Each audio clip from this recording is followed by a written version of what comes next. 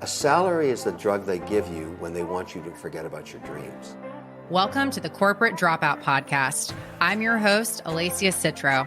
After a successful career in tech, suffering from burnout, stress, and anxiety, I walked away from a multiple six-figure career to chase my passions and purpose as a coach and entrepreneur.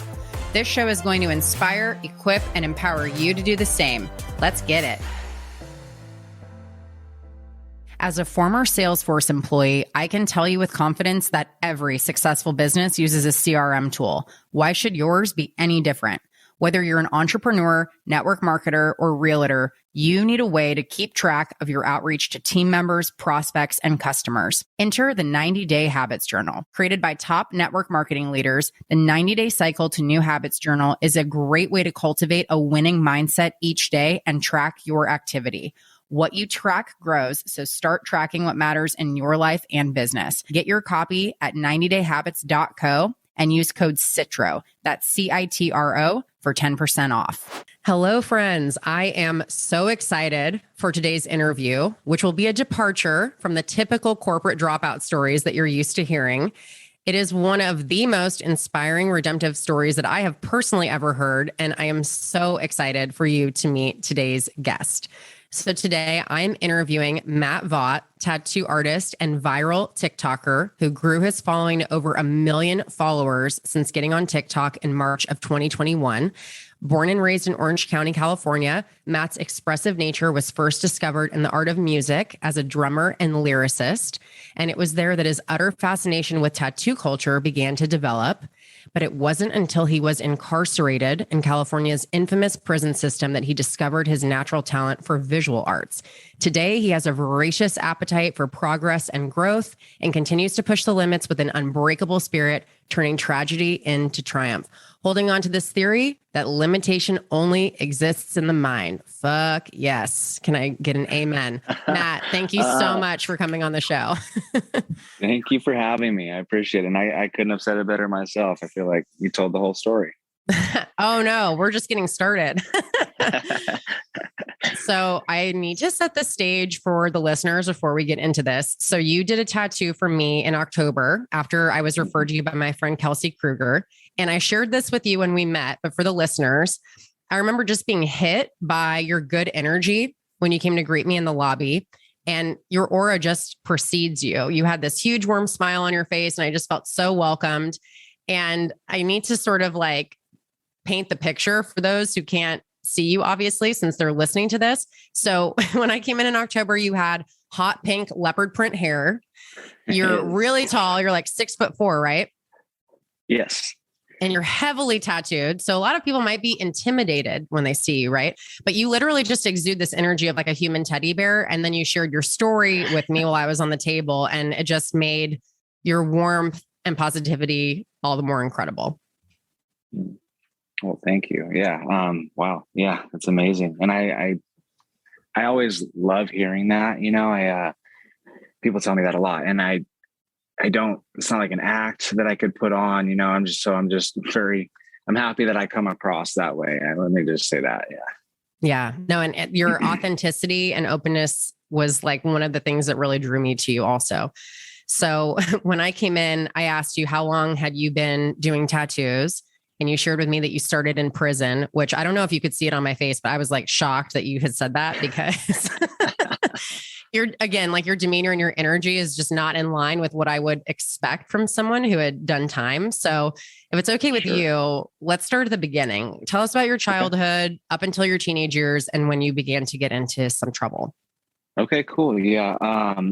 So I grew up here in Orange County, California, which is a pretty affluent, area for those that are listening from outside the state or the area and the region. And my parents were both, working class people. They worked very hard, worked a lot of hours. They both worked full-time jobs, in order for us to have a life here in this beautiful area. And, it caused struggles for them, obviously. I mean, they worked very hard just in order to just basically get by here. And, they wanted to provide us with a better childhood than, of course, they were provided. And I think that's, the natural way of parenting. You want to do better than your parents. And they did the best they could with what they had. But, parents that work all the time, we've come to, learn now as a society, I think that when parents are constantly working, it provides a lot of space for, other malfunctions with the childhood. On top of that, not to throw anybody under the bus, but my dad was very angry, and very violent, not always with us. A lot of the times it was, just the walls and the doors and the furniture that got the brunt of it. But, there were definitely times where, that crazy rage would take over. And that was like a normal occurrence in my childhood. And that's not to play the victim or, not to say poor me at all. Like, that's just, it is what it is. That's part of the story. And that's what it was. And so I grew up a very angry child, honestly. I remember being very young and, just way angrier than the rest of my friends or anybody that was my age, around me. And, that was just, it was like a normal thing for me. And that will play a part as I continue telling the story here. But to go off on another little area, my dad's brother was a musician. And I remember being very young and going to, these underground rock shows where, it's like probably not, maybe thinking back on it, not the best environment for a 9-year-old, but like that was where I was. And I looked up to my uncle. He was my idol. And that was, from that age, was what I wanted to do. I wanted to play the drums. And so I did that, and it kind of gave me a little bit of a creative outlet, and, started me on that journey. But that's just kind of, that's what it was. I played sports too. I was really good at baseball. My whole childhood, I thought I was going to be a professional baseball player. And, that was all the way up until freshman year of high school, when I got my collarbone broken, and I was a pitcher. So that was kind of like the end of my career there. Which leads into, of course, the drugs. I was introduced to Vicodin at that point, at 13 years old. They gave me a prescription for Vicodin for that. And I remember, even at that young age, I remember being bedridden, and my parents were like doling out these pills, right, so that I didn't have a hold of them myself. And I remember the first dose was like, wow, this is cool. I feel good.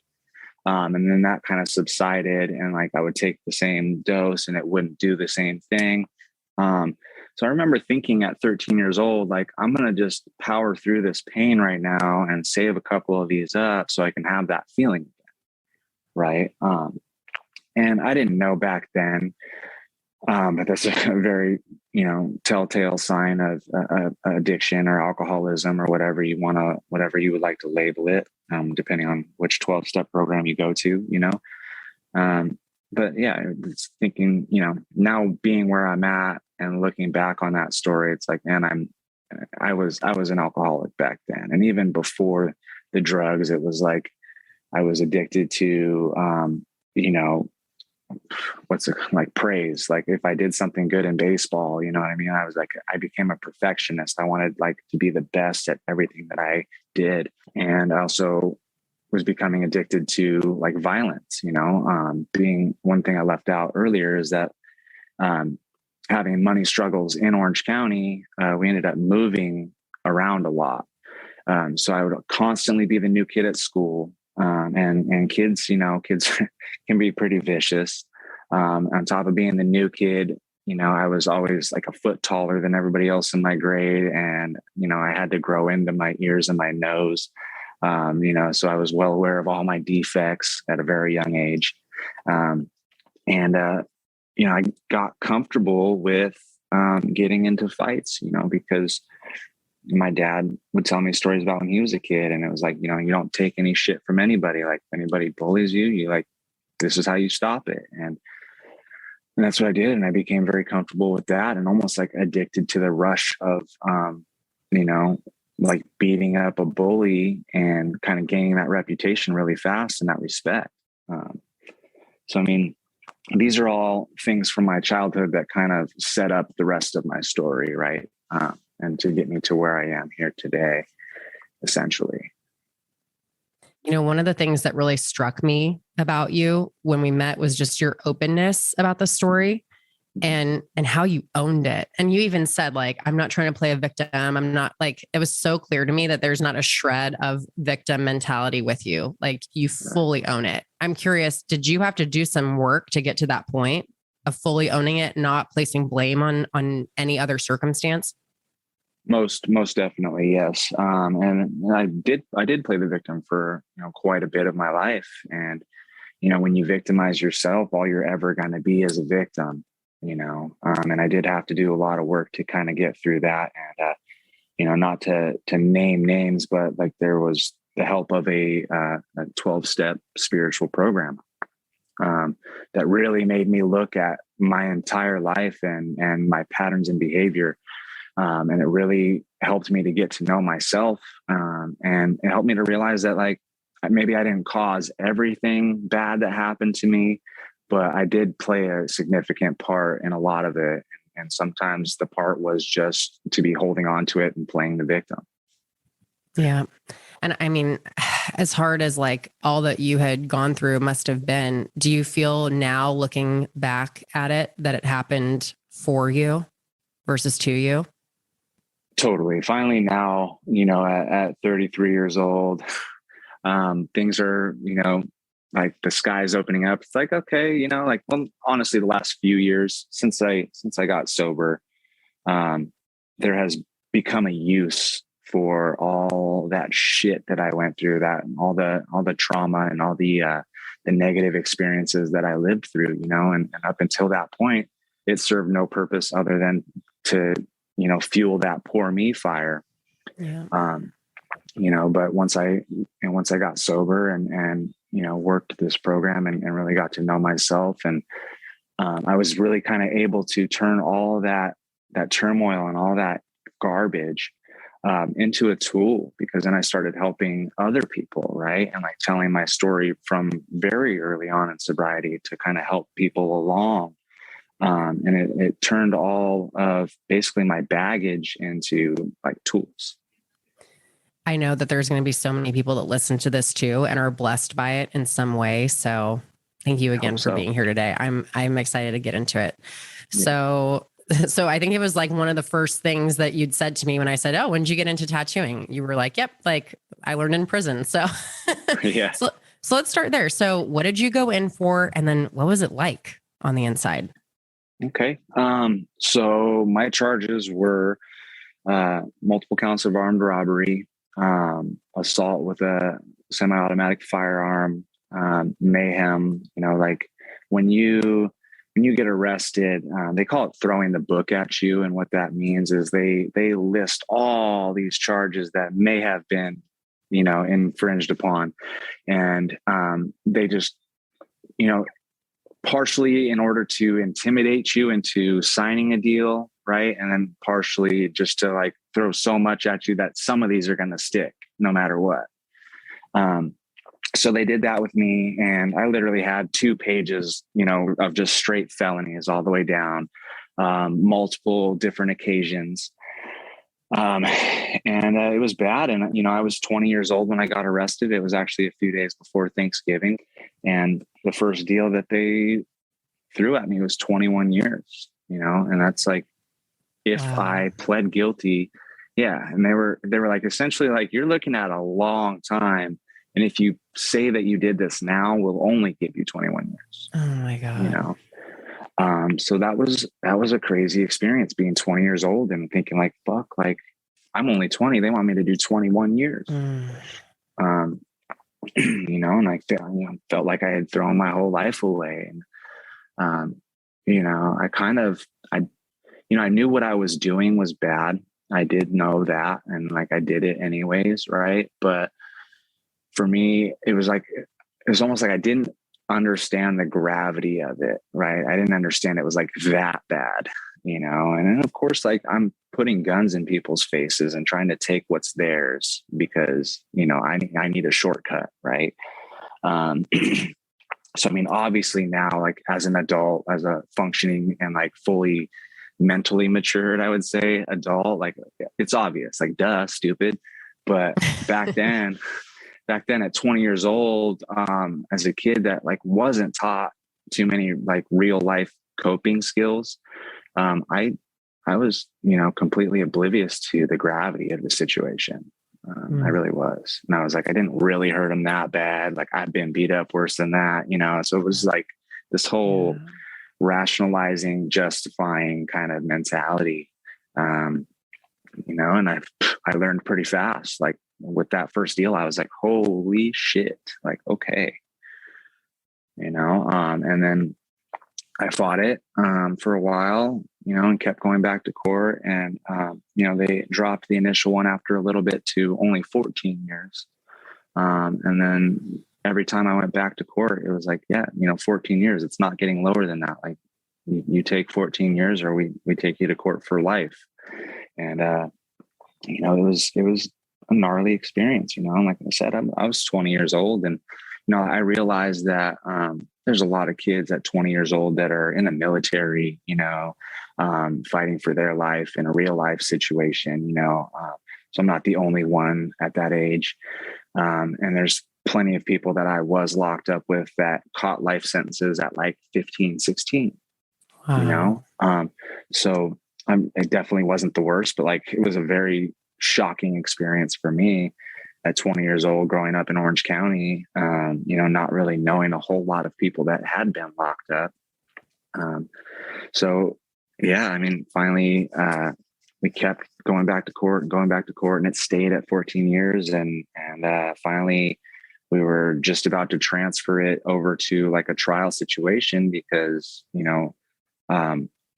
luckily, I don't know if I should say luckily, but like I had gotten rid of the firearm. And my defense was that like they didn't know if it was a real gun or a fake gun. Like I claimed that it was a BB gun, and they couldn't prove that it wasn't because they didn't find it. So that was going to be my defense. And as we're getting ready to transfer it over to like a juror trial, they came to me with the new deal, which was like, okay, we'll drop the 10-year gun enhancement. And we'll only give you 4 years if you plead guilty, but you're getting 2 strikes. And my public defender at the time was like, well, what about 8 years with only 1 strike? Because like 2 strikes in California is a scary deal, because not only like you can't leave California when you get out, and back then, this is before they reformed the laws, but they were striking people out for stealing a pack of bubble gum. That could be your 3rd strike. Well, and for those who aren't familiar with the 3rd strike law, it basically says that like if you already have 2 felonies or serious crimes and then you get another one, like you're going away for life. Yeah, it's a life sentence. Yeah. And yeah, exactly. And the 3rd one didn't even have to be that serious. Like I said, I was in prison with plenty of people that were doing life sentences behind stealing a pair of Levi's, stealing a pack of bubble gum. What would now be considered misdemeanor possession of a controlled substance, and these people were doing life sentences behind that because it was their 3rd offense. So it was a scary thing, but they were not dropping the 2 strikes for anything. Like they would not drop the 2nd strike. And essentially they're like, you got away this time. And they were mad at you about the whole, like it was a BB gun argument and we're going to catch you next time, So I signed that deal and I went to prison in June of 2009, I think it was. Yeah, 2009. Still 20 years old, still very wet behind the ears, just graduated high school like a year and a half prior, 2 years prior. I was introduced to like an entirely different world. And, it was an immersion kind of thing. I had never really spent any time even in county jail much before that. So, I had to learn fast, essentially. I did have a couple friends that had been locked up before that kind of gave me a rundown of what to do, what not to do, like a general thing, right? But for the most part, all I knew about jail and prison is what I saw on TV and in the movies, and what they portray on TV and the movies is just vastly different from how it actually is in there, but they are good at scaring you to death and not wanting to go to jail and prison, because everything you see in the movies is like, oh, I'm going to get raped, essentially, like there's no way around that. And it's not so much like that, which was refreshing to find out. I'll bet. Yeah. But I don't know if you've ever seen that show Gangland. It's very much like that, right? California prison system is completely run by the gangs, right? And we're locked in, and the cops control when we come out of the house and when we go eat, and if we get yard and that kind of stuff. But everything else, how you conduct yourself, any kind of day-to-day, your behavior with other inmates, who you talk to, who you don't talk to, that's all delegated by the gangs in there. Wow. Yeah. And at 20 years old, it's like, it's not like you don't have a choice, right? It's like, you're white, you're 20, you're taking up one of our beds, like you're rolling with us, or you're against us, right? And it's not even really a choice. It's just like, you're with us, this is happening.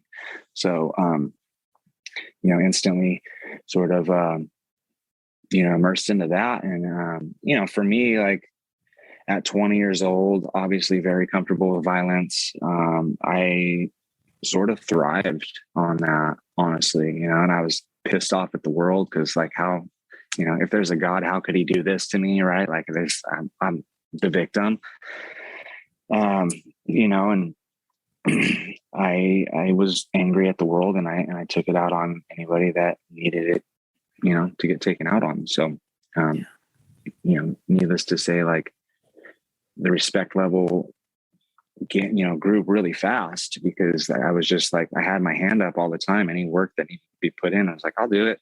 And, you gain a reputation for like, don't fuck with that guy. Like he's a soldier, Probably served a dual purpose too, right? Like keeping you safe by being like the soldier, right? And doing what the gangs wanted you to do, but also I'm sure it was pretty cathartic when you're angry and locked up to also let that out, right? Absolutely. Yeah. No, yeah. Not only was I comfortable with it, but like, as I mentioned before, kind of addicted to it. Yeah. Like I liked that rush and that respect that came after. Yeah. So yeah, very much like dual purpose, and it served me well in there, and I kind of got used to it a little bit, like a little bit more, even like more comfortable, because it was actually a survival mechanism that served a purpose in that place, right? It doesn't serve you anything except to get locked up when you're out here. But in there, it actually is a survival thing. So yeah, that really worked. And luckily I was, also being 6'4" and I was about 220 pounds back then, like that didn't hurt, like it was I was already intimidating even without all the tattoos. And so, I mean, that it all kind of worked.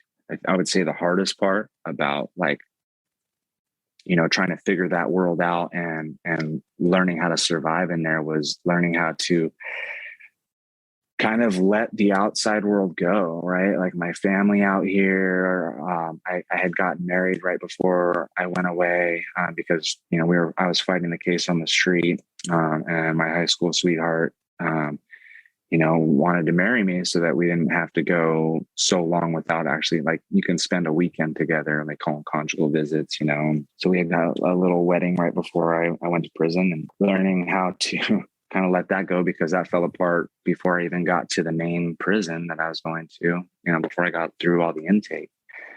She was already gone, and then dealing with, my brother dropping out of high school, getting into heroin, my dad, going nuts, him and my mom breaking up, my dad trying to commit suicide by cop, a close close childhood friend of mine dying. And this is all in the first 6 months of me trying to figure out how to live here.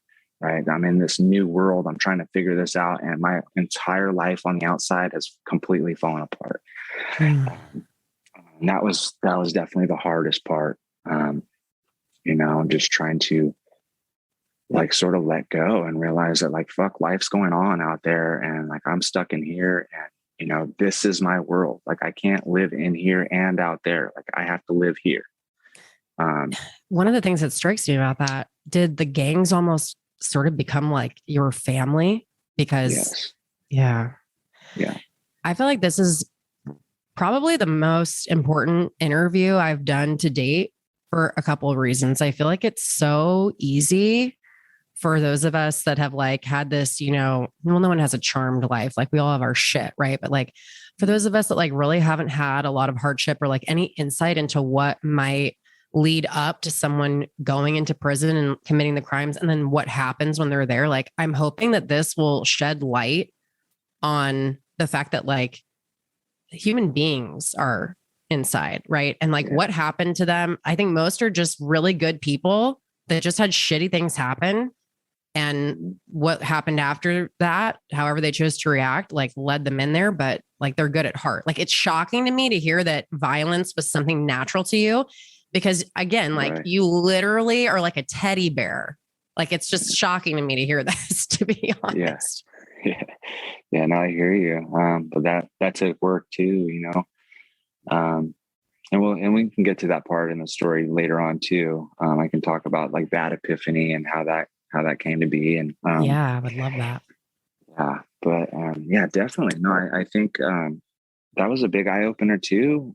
Being in there was that like, man, these are all like normal people. Like these aren't just a bunch of like criminally insane, murderers and people that just terrorize people for no reason and like evil people. These are construction workers. These are, like white collar people that got, DUIs, too many DUIs. Like there's all kinds of normal people in there. Yeah. And like there are definitely a lot of sociopaths in there too, though. I'm not going to take that away. And the prison where I was at was somewhere around 80% lifers, right? Wow. And most of those were murders. But even all these murderers that I'm in there with, right? They're like normal dudes that came home too early from work and caught their wife and killed her or the guy or both, and like not to say that that's okay, that's not like a rational behavior, right? Like probably the best thing to do would be to like walk away. However, who hasn't felt that though? Like if you've been like cheated on or whatever, you're like, fuck, like that pain, right? And so like semi-normal people. Yeah. I hope that like everyone who listens to this can find like more compassion and understanding for the vast majority of people who maybe make a choice that they think is, bad. Yeah. I'm sick of labeling things good and bad, by the way. I think it's like, but I hope that this creates some compassion. So I want to move into the happy stuff, but I have one more question about being on the inside that I think is kind of important, again, from like the compassion and understanding standpoint. So you shared with me that while you were in there, you got addicted and that basically like you were being given drugs in the cell, which was shocking to me. So like, can you tell us a little bit about that? Yeah. So, I mean, I had, like I said, I had exhibited the addictive personality thing way, way before. So it's not to say that I like became addicted in prison, but there was definitely drugs in there. And I didn't seek them out so much because I couldn't, my family didn't have money. They weren't going to fucking send money to a drug dealer. So I'm not going to like purchase drugs and how that usually works is like, they give you the drugs and then you have to supply the numbers. Right. Which is like, a card, they put it on a cash card or whatever. And so I wasn't going to do that. So I never got myself into debt with drugs. And the reason that I decided to stay away from that was because when I first got there, I saw somebody just get completely butchered, just sliced open completely. I don't know if they lived or died, but it was bad. It was horrific. And I come to find out that it was over a drug debt. Wow. So I knew right away that I was like, okay, like I I like getting high, but I'm not going to do that. Like there's there's an immediate danger to like running up a drug debt. So I'm not going to let myself do that. You know, and that, you know, little bit of control that I was able to kind of exhibit at that point, honestly kept me out of the 12-step programs for a long time. Cause I'm like, I'm not fucking powerless. Like I could stop when I need to, you know, I just don't want to, but yeah. So, I mean, drugs are readily available. I remember being in a cell with one of my cellmates and, you know, he had money and, you know, when we decided to get high, like we ended up having like a mountain of meth on the desk, you know, and like, you know, prison isn't exactly the place where you want to stay up for multiple days in a row, you know, on methamphetamines with nothing to do. But I fucking did it, you know, and it's like, that's, I mean, that should have showed me right there. It's like, I don't really want to do that here, but like, here I am not saying no, you know, and would do that. And, you know, like weed was a big thing. And when it came down time to, you know, moving in with the man that became my first mentor, you know, I was mixed up. I was raising my hand for everything. You know, I was violent. I was up in the mix. You know, I was just saying, and I was using. And he was like, "Hey, look, man, you move in here with me, and like, yeah, you can smoke weed. That's fine, but like, no other fucking drugs in here. I want you to go to school. I want you to get fucking." I had a job in the law library, so I was working in the law library, taking correspondence courses by mail through Lassen Community College. You know, and he was a tattoo artist. He was a badass artist who I looked up to, and I was like, I really want you to tattoo me. And like we got to know each other a little bit. He's like, why don't you move in with me? You know, and so as I was moving in, he's like, you got to cut that other shit out. You got to pull back out of that violence because you're going home in a couple years. And he was convicted of 3 murders on 2 separate occasions. So this was his second sentence for this one was a double murder. You know, so this man had all that experience, you know, and he was like, he had that respect. It was like this dude that, you know, he was in motorcycle, you know, clubs and dealt for them and lived that violent life. And like this dude was the dude, you know? So he had that respect for me, like right off the bat. And, you know, he told me that and I was like, okay, you know, and for the most part, I stuck to that. And, you know, I took college courses and worked my job and we ate good. And, you know, I smoked weed almost every single day for my last 2 years.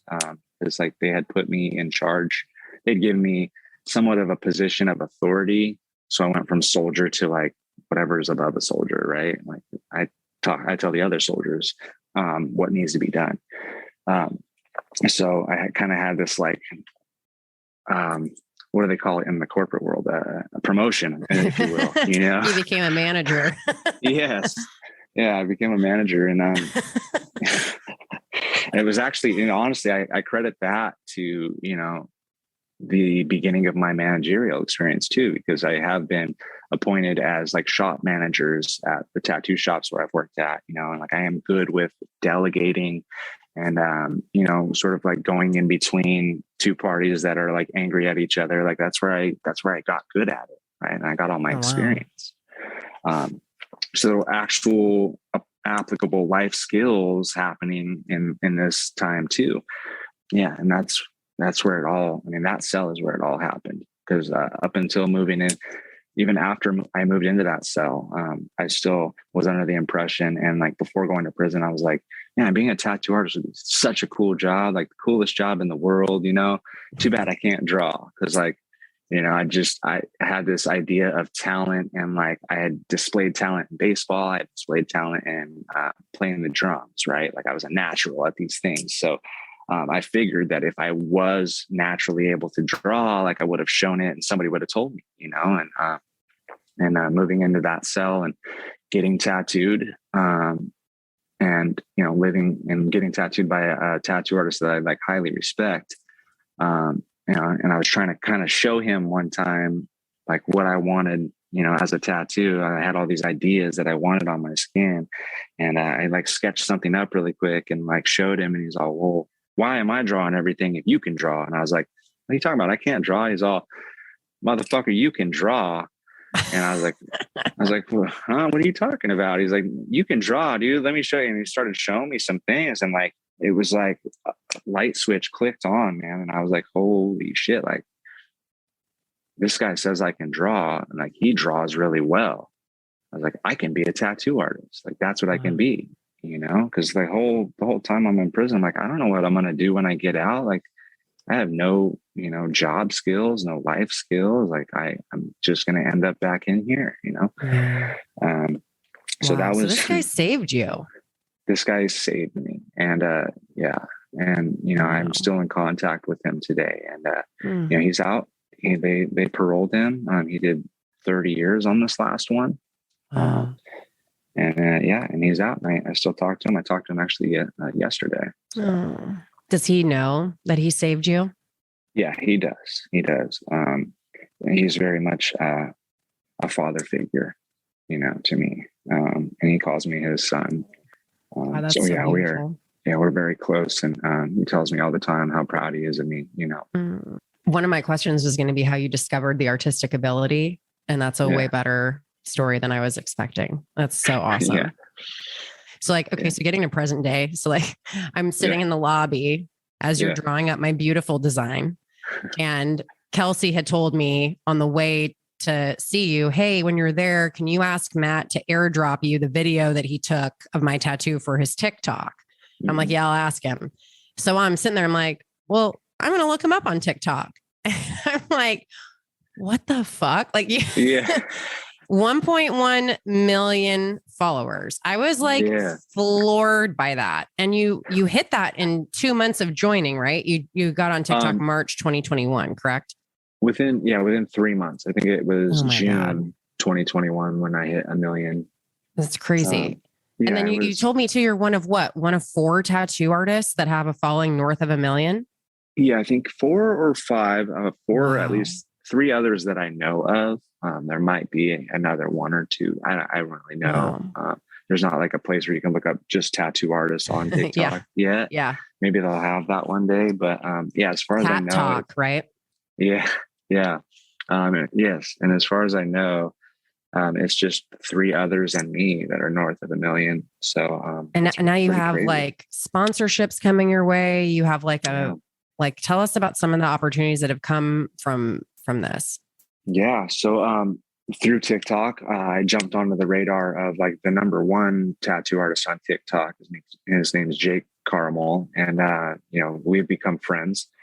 And through hanging out and talking about, business and how crazy this is, like, he has a manager by the name of Jen Lee, and she manages not only tattoo artists, mainly tattoo artists like on that were on Ink Masters, like famous tattoo artists, right? And other influencers. And he's like, yeah, I'll hook you up with her, So I got hooked up with my manager, Jen. When I signed on with her, and she has just been amazing. And, I all the opportunities, like, Solon, the clothes that I wear, they give me a bunch of free stuff. The jewelry that I wear is all free, like I get like this free quality stuff and, recognition. I have a paid sponsorship coming up, or a couple of them, hopefully, at the beginning of the year. Just yesterday, I had a callback, Zoom interview for a TV show. And I was just going to say, you need a show. Yeah. I love that. And actually, so this one is to host a show, and I'm in the top 3. Did my second interview yesterday, and the other 2 artists that they are considering is just like God, goddess, and then just me. Wow. So but even you're to on be that level considered, too, though, right? But I don't see myself that way. And so even to just be considered among these other 2 artists, I'm just like, are you shitting me? Like them 2 and me? Like, I'm just like the token guy that, like, and they're like, no, actually you're the favorite among them. So like, let's just see how this goes. Wow. And we might also like might also split it between the three of us too. So that was an opportunity. And also she's like, and if this doesn't work out, and even if this does work out, we might want to do a show about you and the other guys at your shop. So it would go from like hosting a show essentially to like being the whole show, you know, us. And then between me and my manager, we have this other thing up our sleeve coming, and that everybody that we've let in on this has been very excited about it.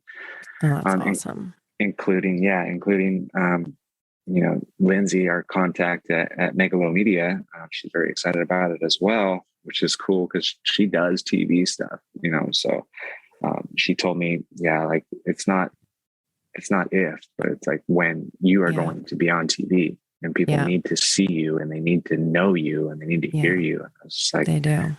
It's just crazy for me to hear this from people, you know?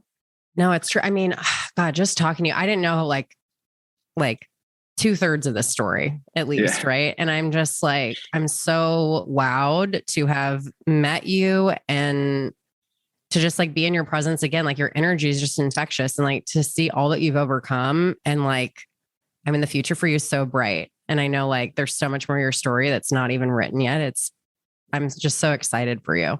And I think like the big question I'd want to end on too is there's so many people who have these circumstances that are outside of their control, you know, things that have happened to them, but could set them up for greatness. Maybe there's some stumbling blocks along the way and some choices that they would do differently if they could. But, you know, what have you done from like a growth standpoint? Like what would be your biggest advice for people listening who are stuck in some shit that they don't know how to get out of and they want to step into that highest potential? What would you tell them? Oh, well, I think trying to think generally, I mean, honestly, to their specific problem, I think there is help for just about everything out there.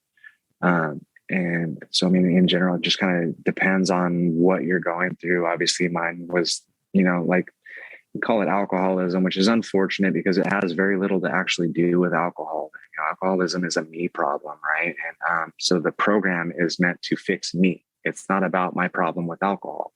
But people get caught up on that all the time. And, you know, but just that there is help and there's no shame in asking for help. Even though it feels like it would kill you because it's going to be so humiliating, but like you need some humility, you know? And honestly, like no matter what you feel stuck in, just because it's what you've always done doesn't mean it's what you have to keep doing. And it's just because it's all that you know doesn't mean it's all that there is. And you know, like there is something else, and you can literally do whatever you want in this life. Like anything that you want to do, like you can do it. I promise you. Like there's not, like I am not like this special dude where it's like the world just opens up to me. Like I have to bust my ass just like everybody else. But like when I decide to go after something, like I go after it. Like my life depends on it. I burn the ships and go after it. You know what I mean? And like make it so that there's no other option. And I obsess on it. And like when I say I obsess, like I think about it as soon as I wake up, and it's the last thing I think about when I go to sleep. You know, it's like I go after it. And if you do that, you can be just like me too. And you can do exactly what you want. And like, you know, you can have these amazing opportunities coming your way that like, I definitely didn't seek these opportunities out though. That's something I need to clarify. Like even the TikTok thing, like I was helped with that, you know, somebody helped me with that.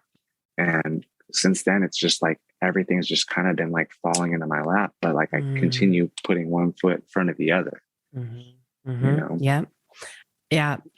Doing the next right thing. Right. Next indicated step. I'm just so happy to know you, and I can't wait to come back in for another tattoo, by the way. Yes. So before we jump over to do the mini episode, which is going to be the business tip on like how to show up and how to go viral, where can people find you? Where can they connect with you if they are in the market for a beautiful tattoo? Okay. All of that. Yeah. So if you want to see my TikTok videos, a lot of people think those are funny, and I'm on TikTok as tattoo_Matt with 2 T's. And then if you want to see some more of my portfolio, you can find that on Instagram at mattvaught_tattoo.